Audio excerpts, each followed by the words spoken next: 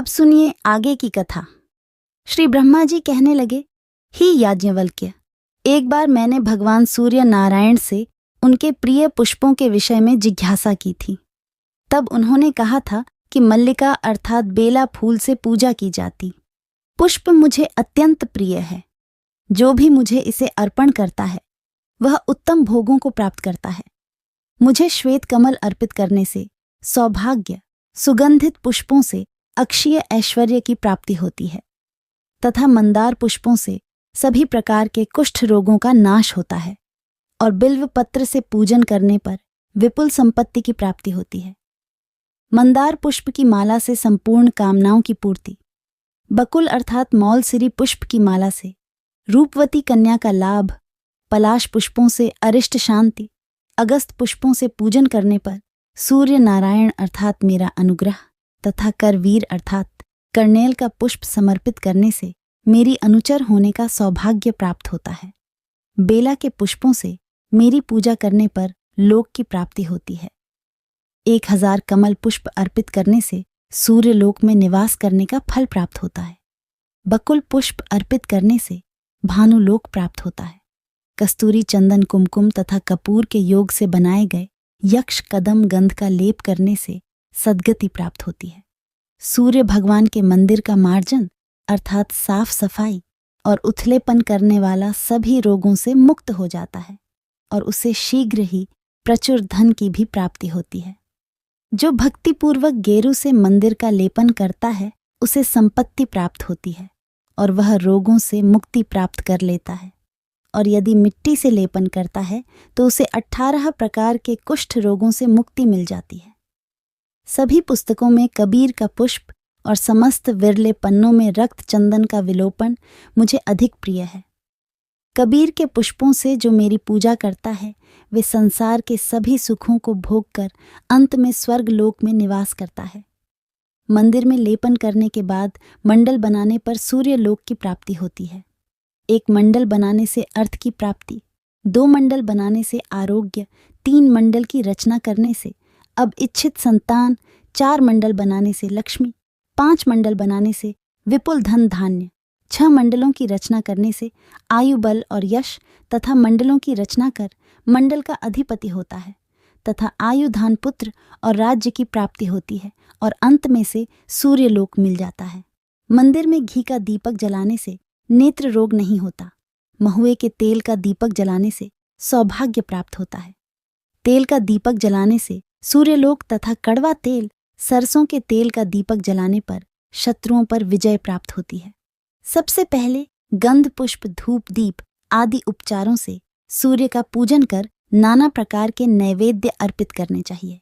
पुष्पों में चमेली और कनेर के पुष्प धूप में विजय, धूप गंधों में कुमकुम, लेप में रक्त चंदन, द्वीपों में घी का दीप और नैवेद्य में मोदक भगवान सूर्य को परम प्रिय है। अतः इन्हें वस्तुओं से उनकी पूजा करनी चाहिए। पूजा करने के बाद प्रदक्षिणा अर्थात परिक्रमा और नमस्कार करके हाथ में सफ़ेद सरसों का एक दाना और जल लेकर सूर्य भगवान के सामने खड़े होकर हृदय में अभीष्ट कामना का चिंतन करते हुए अर्थात आपकी जो भी कामना है उसका ध्यान करते हुए सरसों सहित जल को पी जाना चाहिए, परंतु दांतों से उस सरसों के दाने का स्पर्श न हो सके। इसी प्रकार दूसरी सप्तमी को श्वेत ससद अर्थात पीली सरसों उसके 2 दाने जल के साथ पान करना चाहिए। इसी तरह 7वीं सप्तमी तक एक एक दाना बढ़ाते हुए उसे मंत्र के साथ अभिमंत्रित करके पान करना चाहिए। फिर शास्त्रों के रीति से जप और हवन करना चाहिए। यह भी विधि है कि प्रथम सप्तमी के दिन जल के साथ सिद्धांत अर्थात सरसों का एक नाम सिद्धार्थ भी है। यह ध्यान आपको रखना है। सरसों का पान करें। दूसरे सप्तमी को घी के साथ और आगे शहद, दही, दूध में और पंचगव्य के साथ क्रमशः एक एक सरसों के दाने को बढ़ाते हुए साथ ही सप्तमी तक सिद्धांत का पालन करें। इस प्रकार जो सरसों सप्तमी का व्रत करता है वह बहुत सा धन, पुत्र और ऐश्वर्य प्राप्त कर लेता है। उसकी सभी मनोकामनाएं सिद्ध हो जाती हैं और वह सूर्य लोक में निवास करता है। अगला अध्याय है शुभाशुभ स्वप्न और उनके फलों के बारे में। श्री ब्रह्मा जी कहने लगे, हे याज्ञवल्क्य, जो व्यक्ति सप्तमी में उपवास करके विधिपूर्वक सूर्य नारायण का पूजन जब और हवन आदि क्रियाएं संपन्न कर रात के समय भगवान सूर्य का ध्यान करते हुए शयन करता है, तब उसे रात में जो स्वप्न दिखाई देते हैं उन फलों का अब मैं वर्णन कर रहा हूं। यदि सपने में सूर्य का उदय, इंद्रध्वज और चंद्रमा दिखाई दे तो सभी समृद्धि प्राप्त होती है। माला पहने व्यक्ति, गाय या वंशी की आवाज, श्वेत कमल दर पर सोना, तलवार पुत्र की प्राप्ति, रुधिर का थोड़ा या अधिक मात्रा में निकलना या पान करना, ऐसा स्वप्न देखने से ऐश्वर्य की प्राप्ति होती है। घृतांग प्रजापति के दर्शन से पुत्र प्राप्ति का फल होता है। स्वप्न में प्रशस्त वृक्ष पर चढ़े अथवा अपने मुख में गो या सहनी का दोहन करें तो शीघ्र ही ऐश्वर्य प्राप्त होता है। सोने या चांदी के पात्र में अथवा कमल पत्र में जो स्वप्न में खीर खाता है उसे अतुल बल की प्राप्ति होती है। द्यूतवाद तथा युद्ध में विजय प्राप्ति का जो स्वप्न देखता है वे सुख प्राप्त करता है। स्वप्न में जो अग्निबाण करता है उसे जठराग्नि की वृद्धि होती है, अर्थात उसे भूख नहीं लगती है। यदि सपने में अपने अंग प्रज्वलित हो तो भी दिखाई दे और सिर में पीढ़ा हो तो संपत्ति मिलती है। श्वेत वर्ण के वस्त्रमाला और प्रशस्त पक्षी का दर्शन शुभ होता है। देवता, ब्रह्मांड, आचार्य, गुरु, वृद्धि तथा तपस्वी स्वप्न में जो कुछ कहते हैं वे सत्य होता है। स्वप्न में सिर का कटना अथवा फटना, पैरों में बेड़ी का पन्ना राज्य प्राप्ति का संकेतक है। स्वप्न में रोने से हर्ष की प्राप्ति होती है। घोड़ा, बैल, श्वेत, कमल तथा श्रेष्ठ हाथी पर निडर होकर चढ़ने से महान ऐश्वर्य प्राप्त होता है।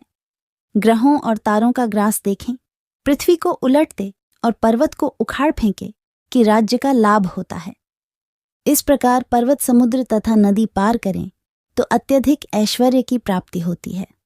बहुत सारी स्त्रियां यदि स्वप्न में आशीर्वाद दे, शरीर को कीड़े फिक्शन करें, यह स्वप्न में स्वप्न का भान हो, अभीष्ट बात सुनने और कहने में आए तथा मंगल का एक पदार्थों का दर्शन और प्राप्ति हो तो धन और आरोग्य का लाभ होता है। जिन सपनों का फल राज्य और ऐश्वर्य की प्राप्ति है, यदि उन सपनों को रोगी देखता है तो वह रोग से मुक्त हो जाता है। इस प्रकार रात में स्वप्न देखने के बाद अगले दिन प्रातःकाल स्नान कर राजपुरोहित या पंडित जी आसपास जो मंदिर में पुजारी होते हैं उन्हें या फिर भोजक को अपने स्वप्न के बारे में सुनना चाहिए। हरे कृष्णा। इसके आगे का वृतांत आप अगले भाग में सुनेंगे।